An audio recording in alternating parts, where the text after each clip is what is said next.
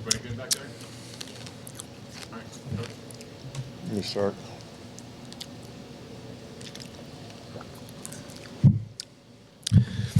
No, excited to be back and ready to go. You know, this off season seems, on one respect, longer and longer. On the other, on the other hand, it goes quick. But these guys, we've gone through 8 weeks of summer, fall conditioning, fall practice, and then 2 exhibition games, and still learning about our team. But as you probably heard me say a handful of times, I like this group, and I think we're athletically, I think we're longer. I think we can do some things defensively. We got some older guards, and I just really like the pieces we put together in the portal. I said today on another outlet that I thought, sometimes you sign 7 or 8 guys in the portal, and it's hard to manage that. We got 4. The 4 guys we got all are going to impact us. We combined it with 5 guys that were in our program last year. And I thought that was having 5 guys that we feel that are going to contribute back, I thought was a big part of it. And then we mixed them with 3 freshmen. So I like our blend. I like how we've come together so far, but we're definitely ready to get going and start playing some different competition where it matters. Questions? What are we going to talk to you since you brought in Xavier and his dad? Oh, yeah. How have they been? No, Justin Scott's been a great addition to our staff. A veteran, a guy that's been a head coach.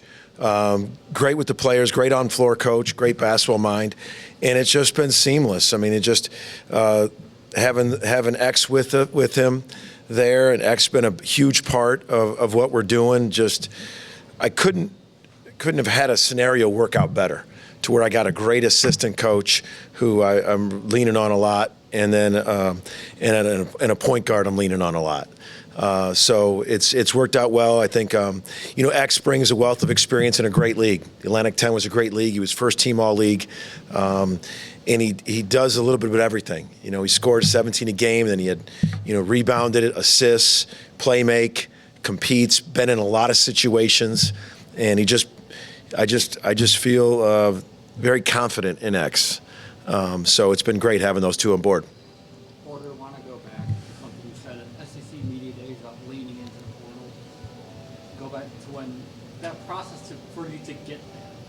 What was that like? Were you fighting it? Were you not sure it was going to last? No, I was never fighting it. It was more of mentality. It's just that way in life. Just complaining about it doesn't help.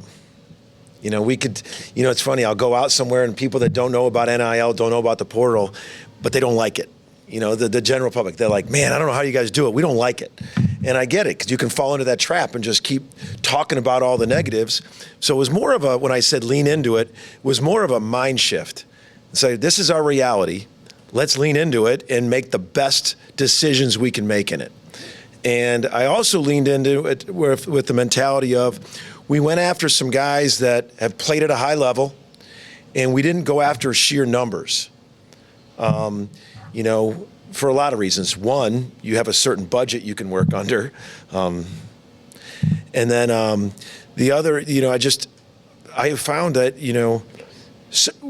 they're in the portal for a handful of reasons. A big one is they want a better situation to play, impact, role. And if you start to get 7 of those, you're not going to have 7 roles for that. Doesn't mean I'll never sign more than 4. It's just this structure of how we built this team. We felt we had some guys back from last year, Dayton and Mo specifically, who got a lot of minutes in key times.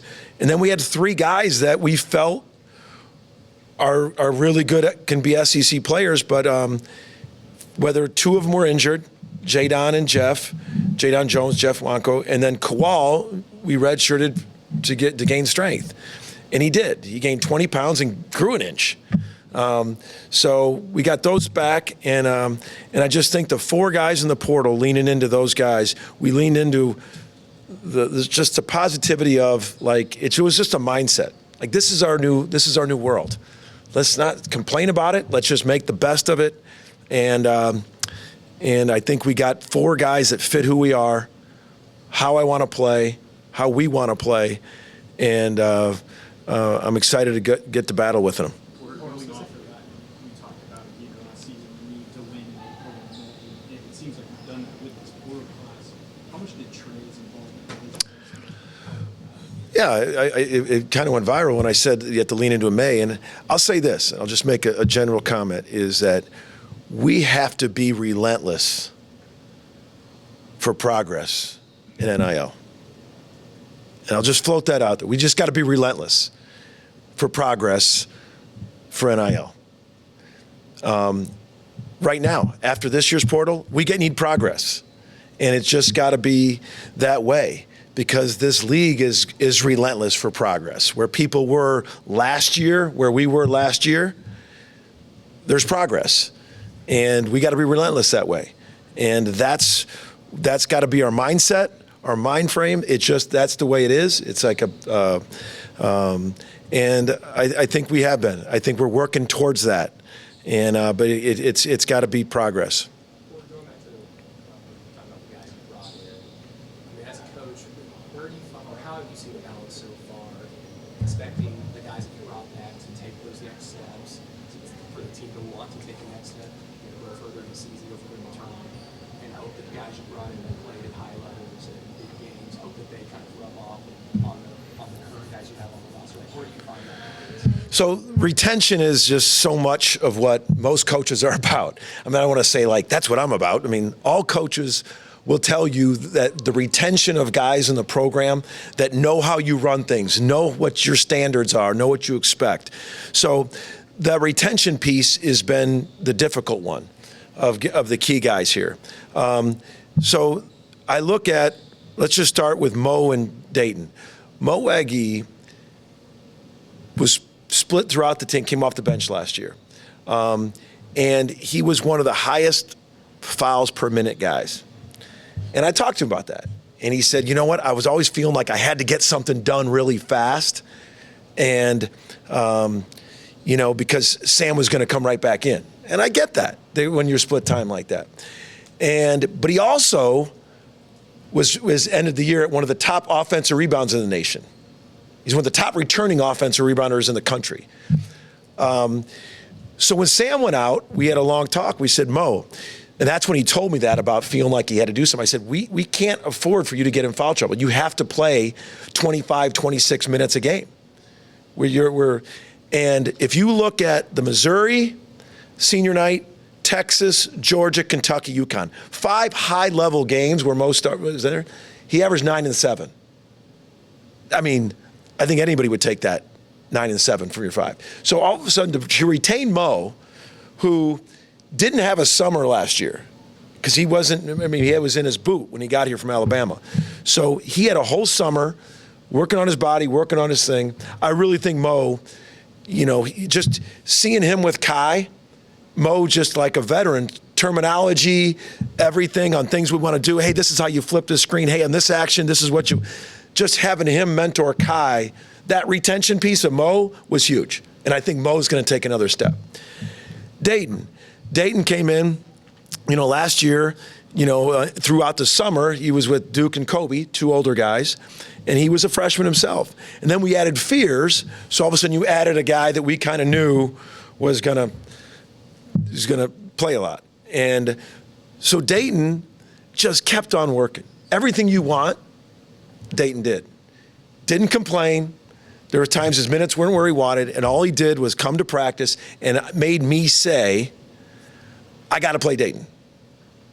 Like that's what you would tell. I would tell every young player right now on any roster at any level that are not getting the minutes they want or they don't or there is make your coach say, I have to play him. He's bringing value.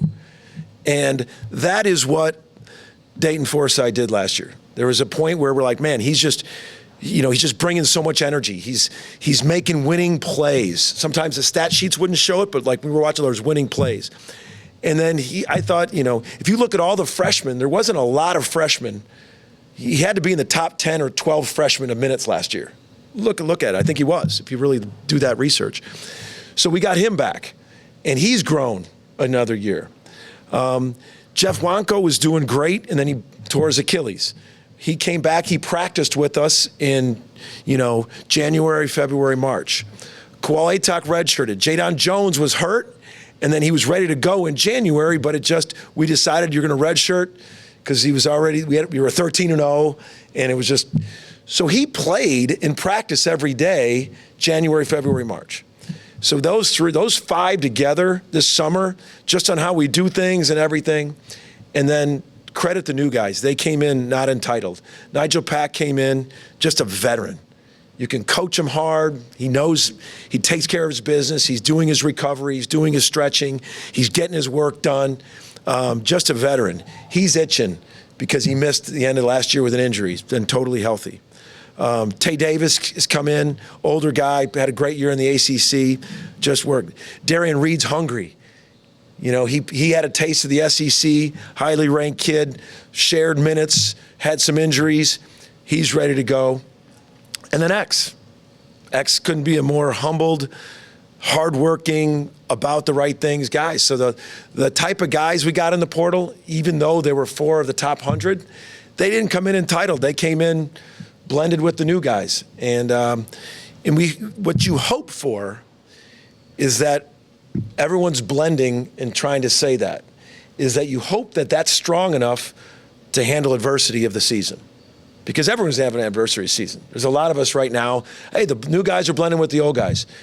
I feel that strongly, and you just hope that you build it so tightly that it withstands the adversity of a season. Porter, you mentioned Jeff.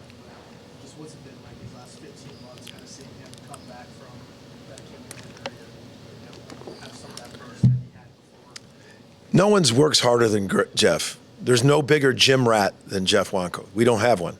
I don't know if anybody has one. We all know his car. It's the lime green car. I probably shouldn't say that publicly, so maybe don't air that. But you can come in here. You come in here at night to make recruiting calls. You come in here to watch tape. You come in here. The green car's out there all the time. It's always out there. And sorry, Jeff. Now people are going to know your car.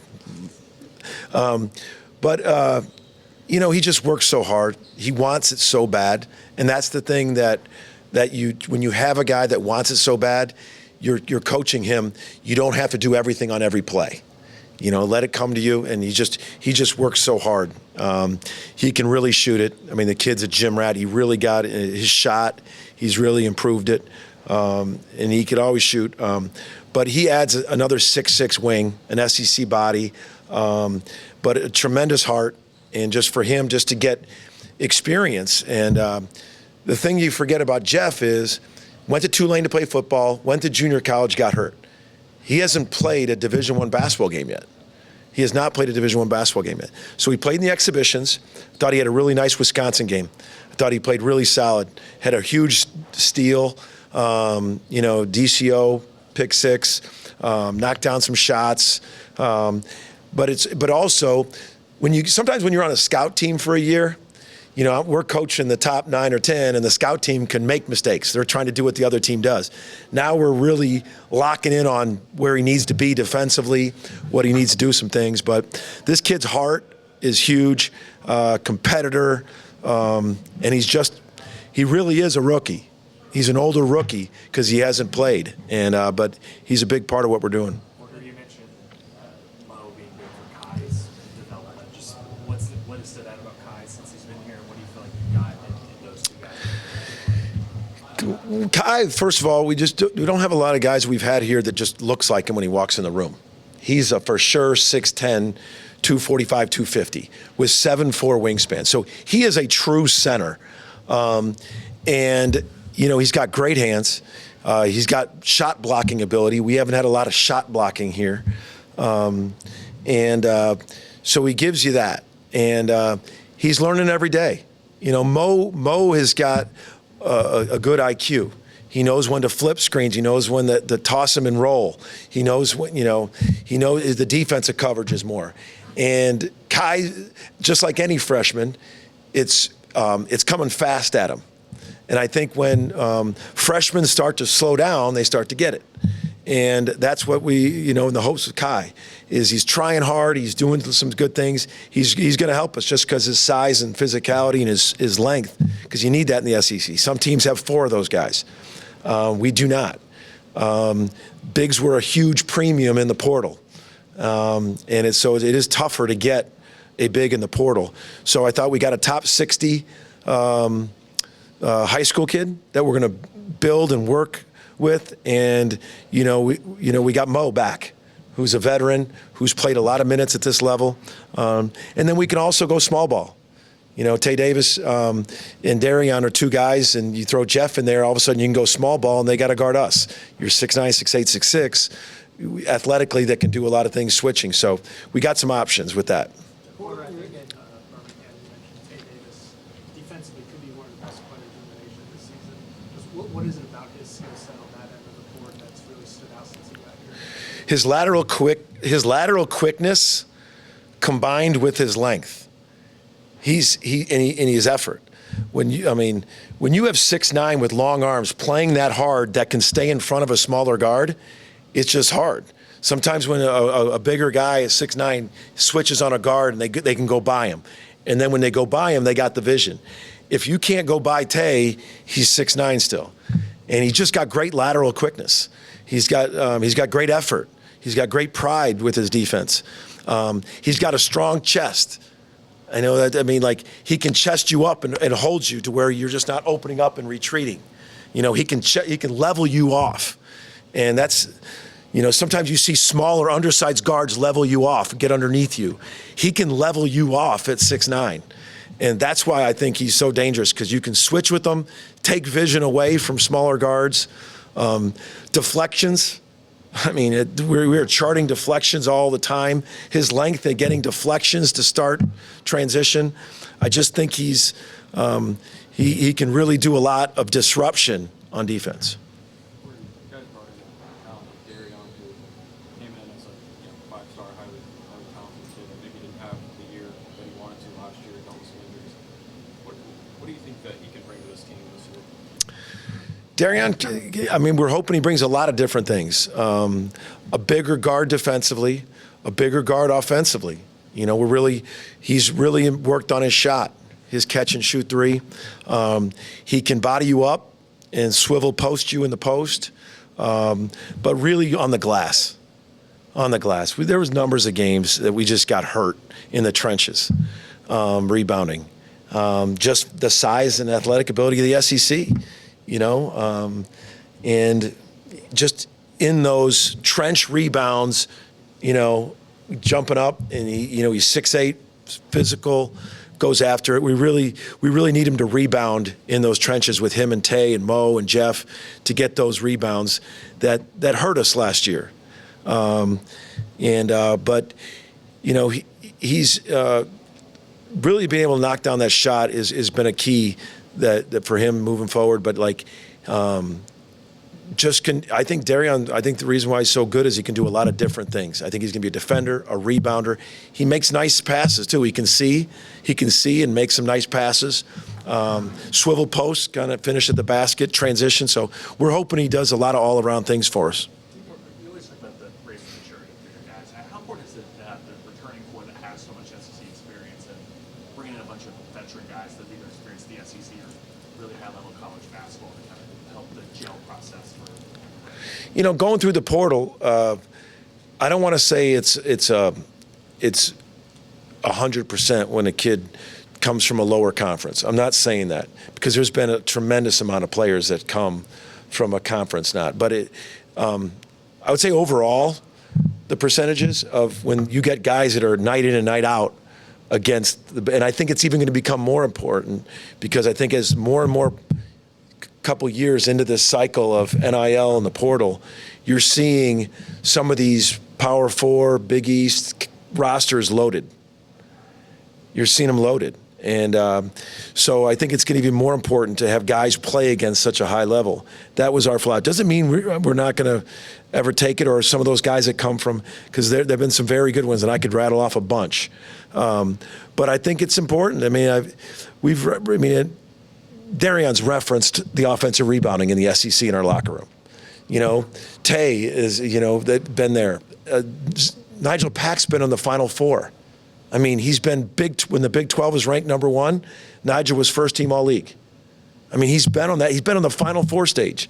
And so that's just invaluable that guys have had that kind of experience. And we targeted it, and it was, you know, I thought it was really important that those guys, we get some guys that are a little older and experienced. What did you learn from Michigan?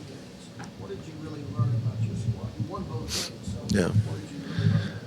You know, we learned that, you know, because some of them are older, there wasn't, you know, I thought they fought through hard. I mean, both games, there were hard sequences. There were hard sequences. We had, you know, we learned some things we got to do way better. That's the biggest thing, and that's why I wanted to do them. We learned a lot of things that the film, we could go back and go, man, we got to do this. Like, we have to do this better. You got some guys that, you know, in a game that mattered on the road, you know, Alec Blair got 7 and 8 minutes. You know, Kawal Atok got some minutes. You know, so you got to see them on a game. That's why I think the NCAA should do more of them, because people are making such a big deal out of these exhibitions, more probably outside than we are inside. Inside, we're looking to how we can do better. But then all of a sudden, it gets a little real about trying to win it. You know, people want to win these exhibition games, especially fan bases and everything. And so it's starting to take a little bit bigger form. And so there's a fine line of you're trying to win it, but you're also trying to maybe get a lot of guys some minutes that might not get it. So that's why I think we should go to more. The NBA goes to more. So those first couple, if the starters play a quarter and the rest of the guys get minutes, or some guys, no one's really worried about if they win or lose because you have more of them. And I think that should be a big piece. I hope we go to more. It's just especially with able to go in the summertime, I don't see a negative of like going to 4 of them. But we learned a lot of things that we liked. We learned a lot of things we can get better at, and we go back to the drawing board. But it was intentional to play 2 high-level teams. Porter, besides you no longer have to hear the question from us, what did making the tournament mean for the program who wants represented? It just continues to, you know, I know the narrative. You know, we actually it wasn't in this room when we found out we didn't go 2 years ago. But that really should be the narrative, because where we were going with all that, and that was really fought with the narrative. That I take away is everything you want to be about the resiliency, everything you want. Backs against the wall. Started out 10th in the country. Hit a hard spot. All this thing, and the resiliency to fight through and to keep fighting through hard to find a way just showed, you know, the program, the guys coming back, a belief and a path to, I sat in front of you game after game with you guys, some tough losses, and like there's a path. And the guys to see that and get there. And make no mistake, that's not my goal, is just to get the ticket in there. And I said that to every recruit. But they saw the path and where we're going with that. And, you know, because it was. I mean, you know, you don't want to go, you know, coulda, woulda, shoulda about the narratives of it should be, hey, we're trying to get 3 in a row this year. You know, I mean, it's just, but it was very, very hard to swallow how we didn't. But then the narrative turns a certain way. And, but our narrative that we're focusing in on is resiliency. Direction, fighting through hard, fighting up that mountain where we're trying to go, and that's where we're hanging our hat on with this program is that togetherness, toughness, belief, resiliency, and we need your help. We need people's help. We have to fill Lloyd Noble. We have to get that atmosphere. We have no better example on the globe of high-level basketball of what a fan base can do than the Thunder. That atmosphere is the best in the sport of basketball, hands down. I've played in every college venue. I've watched pro. I've been to games from my hometown of Chicago when the Bulls were in the run. I've never seen an atmosphere like a Thunder game, and it makes a difference. I don't think there's a sport that makes a difference more than basketball, and I'm biased because it's right on top of you. And in this league, to be the best of the best and to go in where we got to go, we need your help to be wherever we're going. I think the fans are going to love this team. I think they're going to see how hard they work, how together they are, and we've got to sell out that arena night in and night out.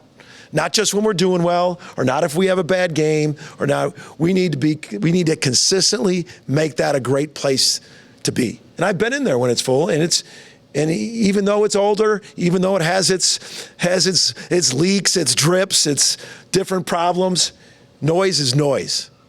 Excitement is excitement. Fan bases are fan bases, and that's what we got to create in that arena. Thanks, Coach. That it?